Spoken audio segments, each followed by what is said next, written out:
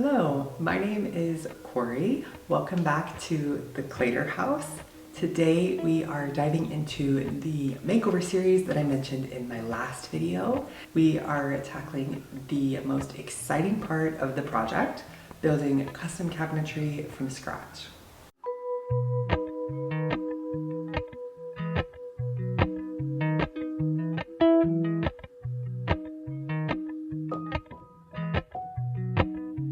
Now, before we jump into the building process, I want to set the stage for the series and let you know what to expect, give you a little background information. This was my very first client, my first design project outside of design school, and it was also my very first DIY project as well. I've never DIY'd, I've never worked with power tools, so I'm very excited to share with you this project that I am so proud of, with it being my first design and with me DIYing so much. I am super proud of it and I'm so excited to share it with you. That being said, I'm not a carpenter, I'm not a tradesperson, I'm not a cabinet maker, I'm not any of those things. I would normally be the one to design those things and then pass it off to somebody who is an expert in those areas and knows what they're doing. Please do not use this video as a tutorial, but more so as entertainment or inspiration and as a jumping off point for your own research. Please always research extensively before building on your own or using any power tools. Thankfully, my clients trusted me to be able to take this on without any liability, as they were family adjacent, so they allowed me to come in and tackle this so that I can be able to communicate with tradespeople better in the future when I do hire out these type of tasks. So this multi-part series is going to cover how I took this room from what it was before to a fully fledged implemented design. Before we started, this room was a kid space slash home office, and the client wanted it to maintain that purpose, but they needed it to function better for themselves. There was a lot of big furniture that was hard to maneuver around. The storage that they had was all open, so everything felt cramped and cluttered, and also the design of this space had not been considered over the years. As many of our spaces do, it developed with them, and they just wanted to start over. They wanted it to function better while maintaining the same purpose and be more reflective of their style. So I transformed every aspect of this space, which you will see as this series progresses. But in today's video, you will see me build the cabinet boxes for the custom built-in cabinetry design and get those hung on the wall. I'm gonna go ahead and let me from the past discuss the design of the built-in, and then I will jump into building. We had originally looked at doing a Billy bookcase hack on this wall with 4 Billies side by side. The 2 outside were going to be closed cabinets, and then we were going to do the glass front in the middle. And then as the design has evolved over time, we've decided that we want to do some open shelving with a desk underneath. Now the client will already have a desk here in this space for a work laptop, where they'll work from home once a week, and then we'll have a separate desk because they have a desktop monitor for paying bills and all of their home computer usage. So we're gonna do a desk built into the wall to accommodate those needs. There will be filing drawers on the bottom of either side, and then on top of that, there will be 4 by 6 foot closed cabinetry, and then about 1.5 foot smaller closed cabinet above that. And then in the middle, there will be 2 tall, skinny cabinets, so the cords can feed from the desktop monitor down into the computer in the cabinet. And then those will be supporting the desk, and it'll all be painted out in pure white by Sherwin-Williams. Now the floating shelves that are gonna be in the middle, we're gonna stain a white oak color with shiplap board behind that. Now the space between that wall and the window is only 17 inches, and then we're trimming out the windows with 4-inch trim. So then we're only bringing the built-in wall, we're only bringing it out 12 inches. So it'll be 12 inches deep, and then there'll be 1 inch, and then there'll be 4 inches of trim before the window. But the desk portion, that way the client doesn't hit her knees as she scoots under the desk against the wall. We're gonna pull that portion out about 6 inches. So it'll have some dimension where the desk is actually deeper than the cabinets themselves. And then on the drawers on the bottom on one side is gonna actually serve as a filing cabinet. Like I said, we were gonna do a Billy situation, but since the plans changed, it was easier to just do a whole custom thing than try to hack something. So I'm just gonna build the boxes and the doors and build it all from scratch. It allows us to make it more custom, and it actually comes out a little bit cheaper than doing a Billy hack. Anyway, it comes out like $200 cheaper. To construct my cabinet boxes, I'm using 1/2 inch and 3/4 inch plywood. So I went to Home Depot and had the employees cut 4 foot by 8 foot pieces of plywood in 2 so that they would fit into my car. Using a circular saw, I cut those 2 foot by 8 foot pieces down to the length of the top, bottom, and side pieces for my cabinet boxes. And then I used a table saw to cut those pieces down to the width that I needed. Due to my table saw not being big enough and me being scared of it, I used a circular saw to cut my back piece down to size. On the top and bottom pieces, I put 3 pocket holes on each side, and here on this back piece, I'm putting holes all the way around on each edge, spaced about 5 to 8 inches apart.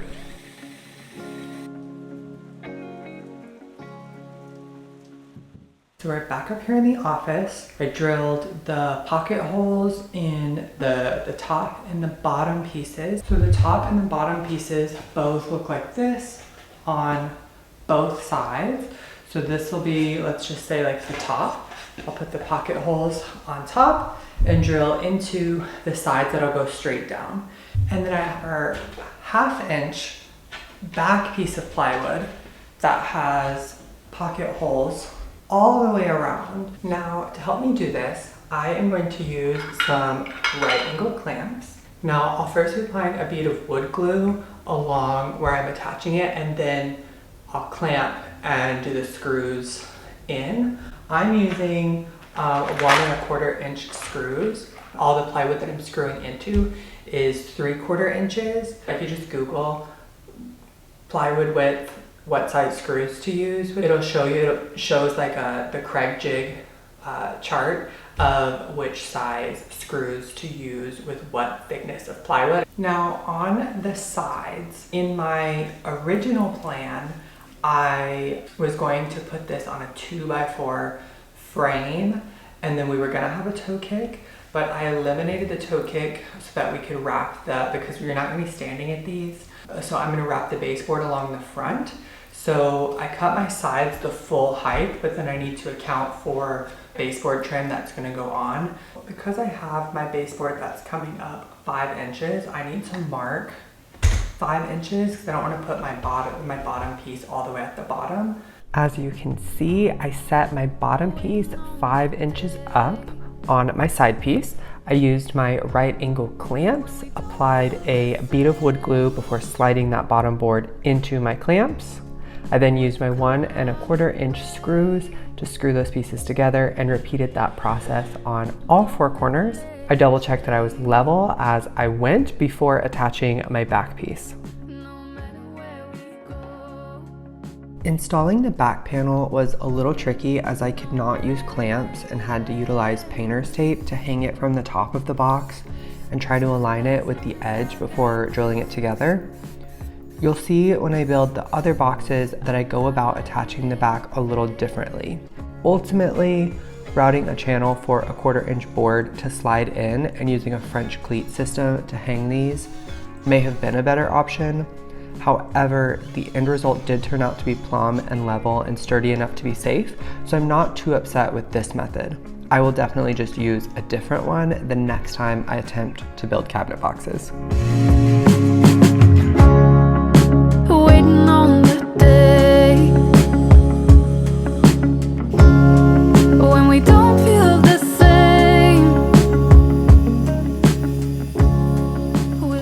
In an assembly line fashion, I cut, drilled, glued, and assembled the rest of my cabinet boxes.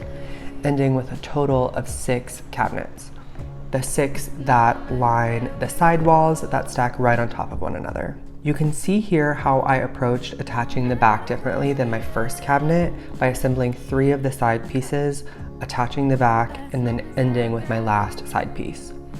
I did this making sure everything was plumb and level along the way.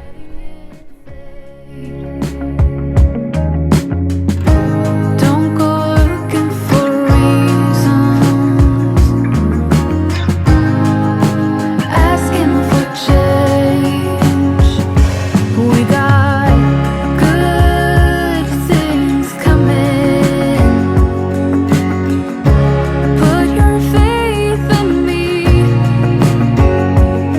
so keep on going. We got good things coming our way.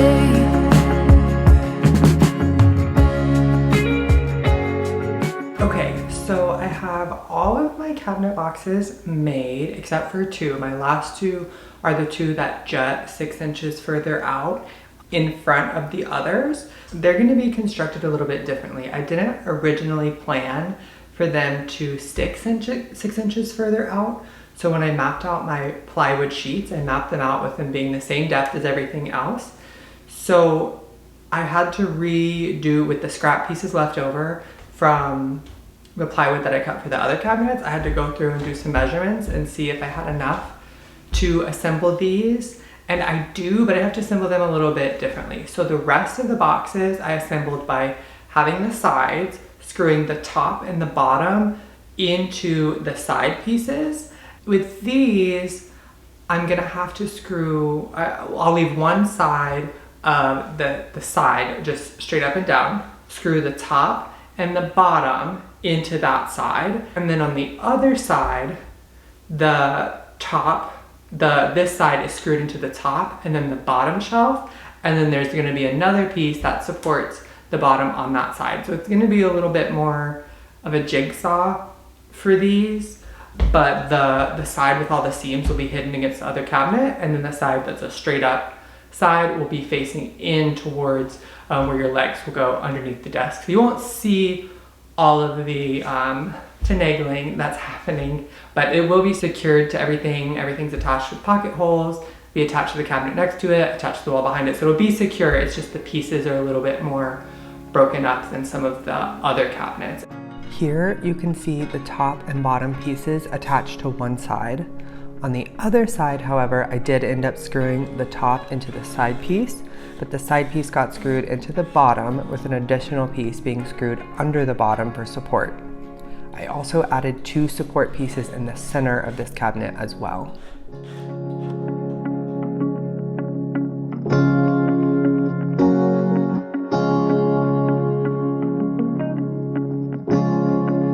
Okay, so now I need to cut a hole in the back of the cabinets where the drawers are going to be, which are covering the electrical outlets.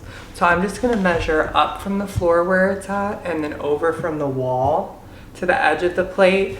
And then I'm going to add 1.5 inches because I'll have a spacer that's 1.5 inches between the cabinet and the wall. So I'm going to just measure this and then on the cabinet account for that extra space when I get to measuring that.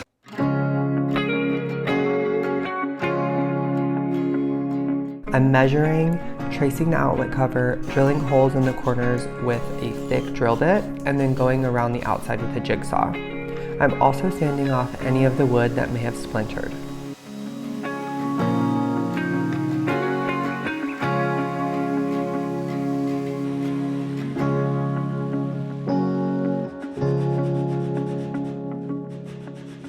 I'm doing this on both of the bottom side cabinets, and on the second one, you can see where I measured from the wrong side and had to cut a larger hole than what was necessary. It's time to attach the cabinet boxes to the wall. First, I'm going to take my spacers, which are just 2 scraps from my 3/4 inch plywood, so it's 1.5 inches. I was originally gonna screw the cabinet into this and then into the wall, but because it's secured along the back, and it's not really drilled into anything in the wall except for the drywall, which doesn't hold anything. I'm not actually gonna secure it to anything on the side just because I can't. So I feel like the back's gonna be secure enough and nothing's floating like freely on the wall. It's all attached, or it's all sitting on top of something. So I'm just gonna screw through this into the side of the cabinet. So that way it gives me my even space along the sides. And then we'll just screw along the backs of the cabinet to get them up on the wall. Now on both sides, if you can see down in the bottom, there's electrical outlets. Behind those is, or beside those is the stud, obviously, but that's the only stud that these cabinets can attach to. So because they're sitting on top of one another, I feel fine just having one stud for them to screw into. I might just need to use some shims if the wall ends up being uneven.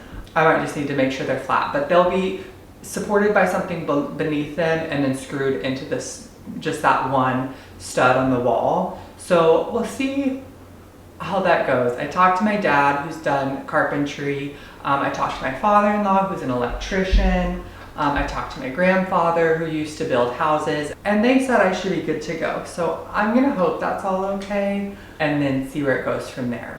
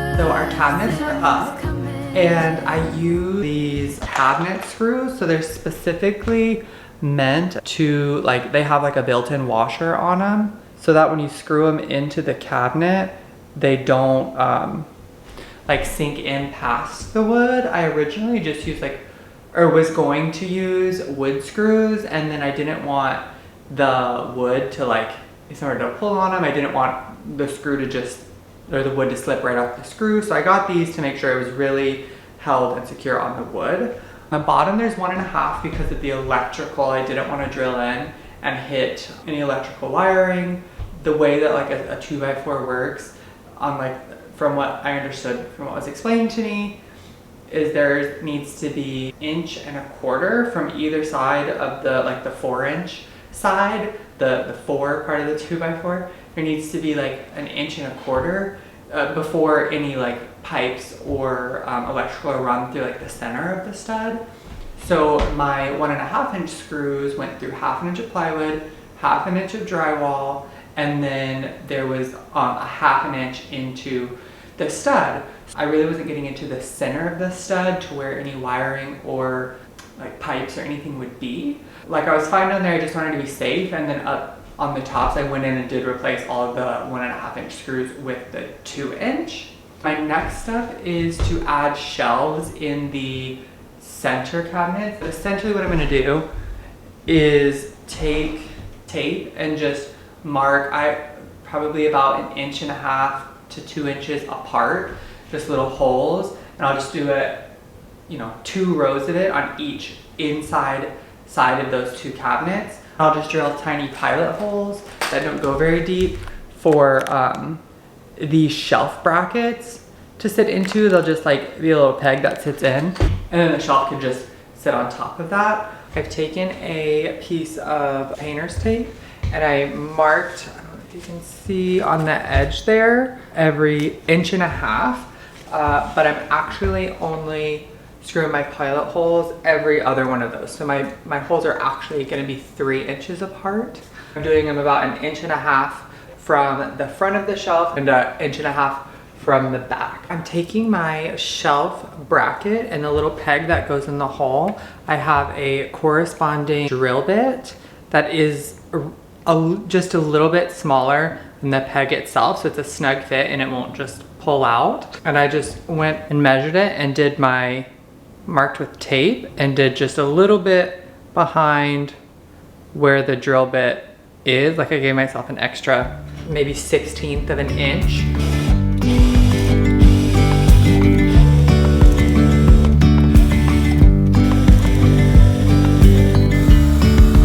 Yesterday, there was sun and there was rain. To find the placement for the back holes, I aligned a level with the bottom of each of the front holes and made a mark.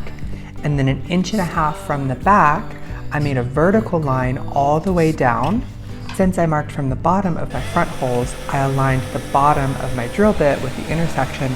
That way the holes would be level. Something in the air and a sparkly shimmer on our skin, restoring everything within. Oh, dreamy, breezy, we go easy.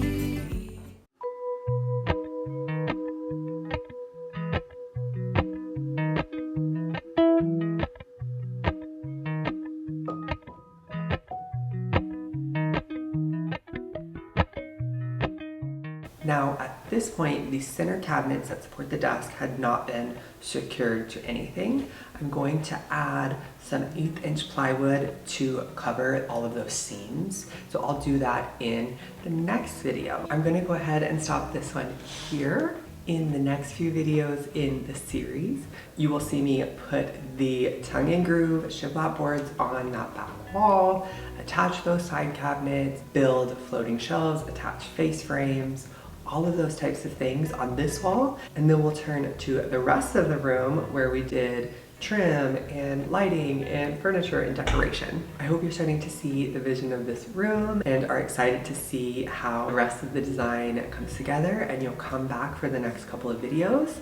If you enjoyed this one, please give me a thumbs up and consider subscribing so that you'll get notified as I post the next videos in the series. I so appreciate you watching me bring this project to life that I'm so proud of, and I hope to see you in the next one.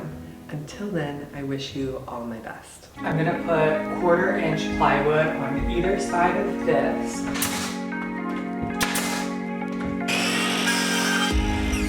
This is like my 4th attempt at it, and I finally got it. But ignore the sawdust all over me. It took me a few tries to get these cuts right. It took me a lot of tries, actually.